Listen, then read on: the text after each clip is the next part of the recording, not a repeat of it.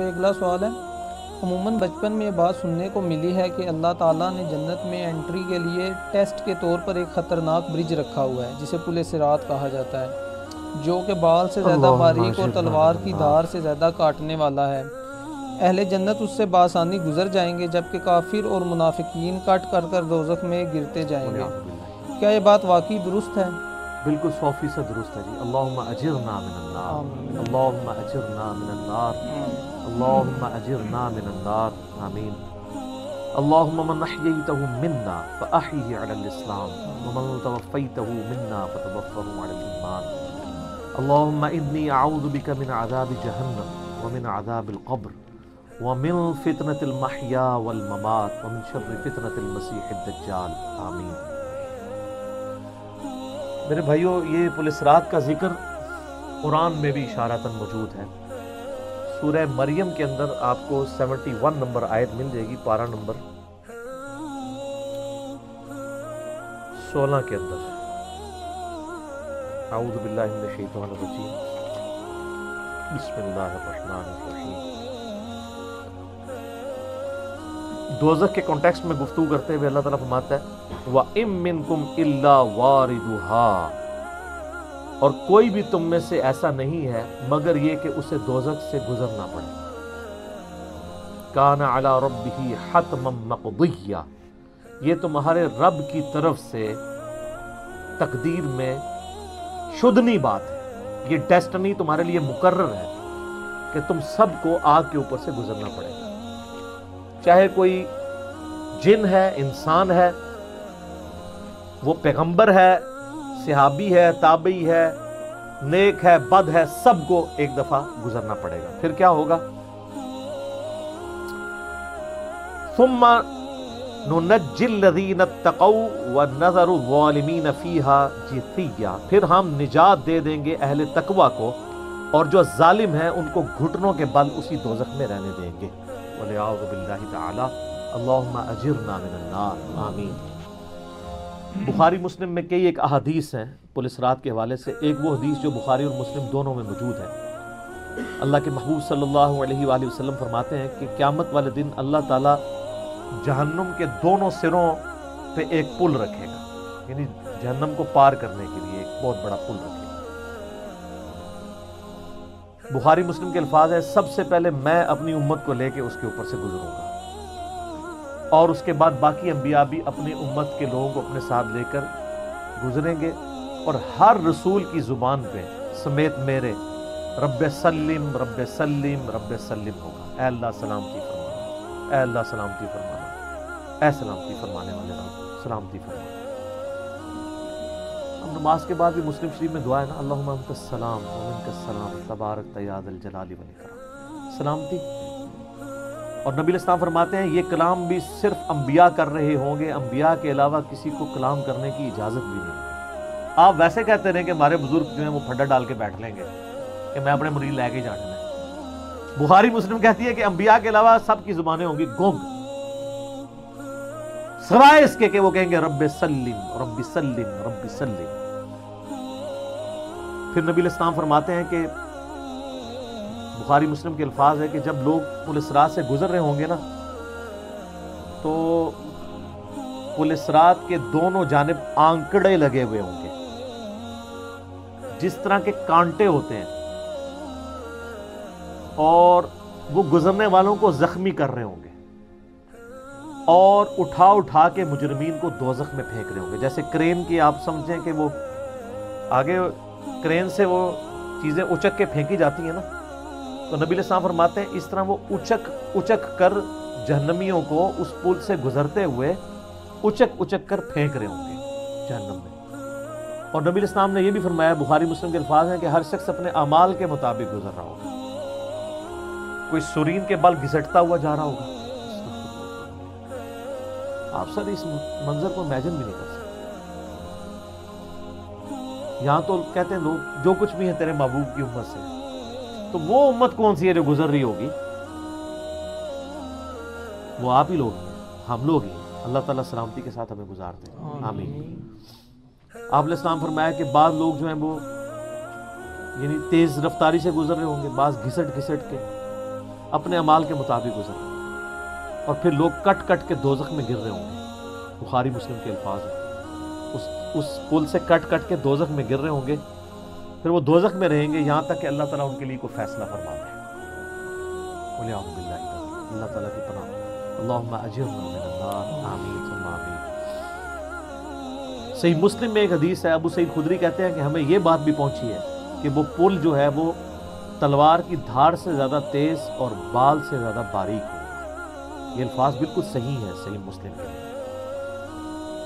تو اس پل سے تو کوئی بندہ مہارت کے ساتھ بھی نہیں گزر سکتا، کوئی چائنی بھی نہیں گزر سکتا، وہ جو تو یہ اس کے اوپر سے گزرنا ایک معجزے والا معاملہ ہی ہوگا جس کو اللہ تعالیٰ نجات دے گا۔ اور یہ جو میں نے آیت پڑھی نا سورہ المریم کی آیت نمبر 71، اس کے کانٹیکسٹ میں کتاب التفسیر چیپٹر میں امام ترمذی اسی آیت کو ہیڈنگ بنا کے نا اس کے نیچے ایک حدیث لے کے آئے ہیں۔ یعنی یہ جو میں نے کہا نا قرآن میں پل صراط کا ذکر ہے، امام ترمذی کا بھی یہی فہم ہے۔ انہوں نے اس آیت کی ہیڈنگ بنا کے جامع ترمذی میں حدیث لی ہے بالکل صحیح سند کے ساتھ پل صراط کے حوالے سے، کہ نبی صلی اللہ علیہ وآلہ وسلم نے ارشاد فرمایا کہ یہ پل صراط جہنم پہ رکھا ہوا ایک پل ہے جس پر سے لوگوں کو گزرنا پڑے گا اور ہر شخص اپنے اعمال کے مطابق گزرے گا۔ بعض لوگ بجلی کسی تیزی سے گزر جائیں گے، جیسے آسمان سے ایسے بجلی کڑک کے نیچے پتہ ہی نہیں لگا ود ان سیکنڈز۔ بعض ہوا کی تیزی سے گزریں گے جو اس سے کم نیک ہوں گے، بعض گھوڑ سوار یا اونٹ سوار کسی تیزی سے گزریں گے، بعض بھاگتے ہوئے گزر جائیں گے، اور بعض جو ہیں وہ پیدل چلتے ہوئے، اور بعض سرین کے بل گھسٹتے ہوئے۔ سر اتنا لمبا پل، پتہ نہیں کتنی مسافت ہے، بلکہ بخاری مسلم میں الفاظ ہے، نبی علیہ السلام نے فرمایا کہ اس پل کی لمبائی اللہ ہی بہتر جانتا ہے، مجھے نہیں پتا کتنی۔ اوئے ہوئے ہوئے، اور بعض ایسے ہوں گے جو کٹ کٹ کے پھر دوزخ میں گر رہے ہوں گے، اور ان کا معاملہ پھر بعد میں اللہ تعالیٰ طے کرے گا کہ ان کے ساتھ کیا ہے۔ استغفر اللہ۔ جامع ترمذی میں ایک حدیث ہے، حضرت انس بن مالک جو حضور کو 10 سال تک وضو کرواتے رہے، بخاری مسلم میں ہے، ترمذی میں الفاظ ہیں، وہ کہتے ہیں یا رسول اللہ قیامت الدین آپ میری شفاعت کریں گے؟ فرمایا میں کروں گا۔ تو یا رسول اللہ مجھے اپنا پتہ بتا دیں، میں آپ کو کہاں تلاش کروں؟ انہوں نے انشور کیتا ہے، آپ نے فرمایا تم پورے صراط پہ آ جاؤ۔ آئے ہائے، تم مجھے پورے صراط پہ دیکھ لینا، میرے امتی گزر رہے ہوں گے، میں ان کے لیے سلامتی کی دعا کر رہا ہوں۔ کہا یا رسول اللہ میں پورے صراط پہ نہ پاؤں، تو آپ نے فرمایا کہ پھر تم میزان عمل پہ آ جاؤ، جہاں لوگوں کے نامہ اعمال تولے جا رہے ہیں۔ نبی علیہ السلام کا نامہ اعمال نہیں تول رہا ہوگا، آپ کو تو اللہ نے امن دے دیا نا، انا فتحنا لک فتحا مبینا۔ اور بخاری مسلم میں حدیث ہے، حدیث شفاعت کے سارے نبیوں سے لوگ ہوتے ہوتے حضرت عیسیٰ کے پاس جب اینڈ پہ آئیں گے نا تو وہ کہیں گے بس ایک ہی شخص ہے جس کو امن ملا ہوا ہے، تو محمد رسول اللہ کے پاس جاؤ، وہ شفاعت کریں گے۔ تو آپ علیہ السلام اپنی امت کی خاطر ہی یعنی میزان عمل پہ تکلیف کاٹ رہے ہوں گے۔ کہا یا رسول اللہ میزان عمل پہ بھی نہ پاؤں تو کہاں جاؤں؟ فرمایا پھر تم حوض کوثر پہ آ جاؤ، میں وہاں پہ اپنے امتیوں کو مشروب پلا رہا ہوں۔ بخاری مسلم میں درجنوں احادیث ہیں، آسمان کے ستاروں کے برابر اس کے برتن ہیں، اور جو ایک بار پیے گا وہ کبھی پیاسا نہیں ہوگا۔ جنت میں لوگ مشروب لذت کے لیے پیئیں گے، پیاس کی وجہ سے نہیں پیئیں گے۔ ان کا یا رسول اللہ اگر آپ مجھے پل صراط پہ بھی نہ ملے، میزان عمل پہ بھی نہ ملے،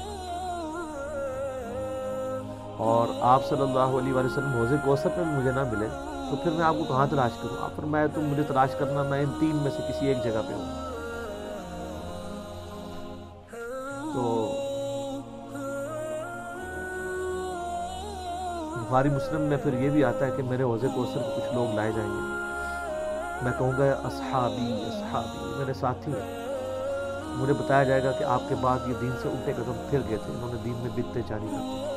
آپ فرماتے ہیں میں کہوں گا سحقا سحقا لمن غیر بعدی، کو دور کر دو مجھ سے، میرا ان سے کوئی تعلق نہیں۔ بخاری مسلم میں الفاظ ہیں، عبداللہ ابن ابی ملیکہ جب یہ حدیث بیان کرتے تھے تو کہتے تھے اے اللہ ہم تیری پناہ میں آتے ہیں اس چیز سے کہ تیرے نبی کے وفات کے بعد ان کے دین سے الٹے قدم پھر جائیں۔ یہ وہی لوگ ہیں جو حضور کی وفات کے بعد مرتد ہو گئے تھے، مسلمہ کذاب کے ساتھ مل گئے، منکرین زکوٰۃ میں شامل ہو گئے، سیدنا ابوبکر کے خلاف کھڑے ہو گئے۔ اور یہ صرف قانوناً صحابہ کے بارے میں صرف یہ حدیث نہیں ہے، عام امتیوں کے بارے میں الگ سے حدیثیں ہیں بخاری مسلم۔ یہ نہ سمجھیں کہ پچھلے لوگوں کے لیے، قیامت تک کے لیے جن لوگوں نے دین میں بدعتیں جاری کی ان کے لیے حدیثیں ہیں، اس میں امتی کے الفاظ بھی ہیں، وہ بھی بخاری مسلم۔ اور امت کیا کر رہی ہے؟ صحیح مسلم میں حدیث ہے، نبی علیہ السلام ایک دن اتنا روئے اور ساتھ ساتھ آیتیں پڑھ رہے ہیں قرآن کی۔ پہلے آپ نے سورہ ابراہیم کی وہ آیت پڑھی جس کا ترجمہ یوں ہے کہ ابراہیم علیہ السلام کہتے ہیں اے اللہ شیطان نے کتنے لوگوں کو بہکا دیا، تو جو شیطان کے رستے پہ چلا میرا اس سے کوئی تعلق نہیں، یعنی اعلان برات کر دیا اپنے ماننے والوں سے۔ پھر آپ نے سورہ مائدہ کی وہ آیات پڑھی جس میں حضرت عیسیٰ علیہ السلام کی اور اللہ کی قیامت کے دن گفتگو ہوگی۔ اس میں عیسیٰ ابن مریم کہیں گے اے اللہ جب تک میں ان میں موجود تھا میں ان پر گواہ تھا، جب تو نے مجھے اٹھا لیا پھر تو اور تیری مرضی ان کو عذاب دے یا چھوڑ دے، اعلان برات۔ تو حضور نے کہا کہ یا اللہ ابراہیم نے بھی اپنی امت سے اعلان برات کر دیا، عیسیٰ نے بھی کر دیا، لیکن میں کہتا ہوں میری امت۔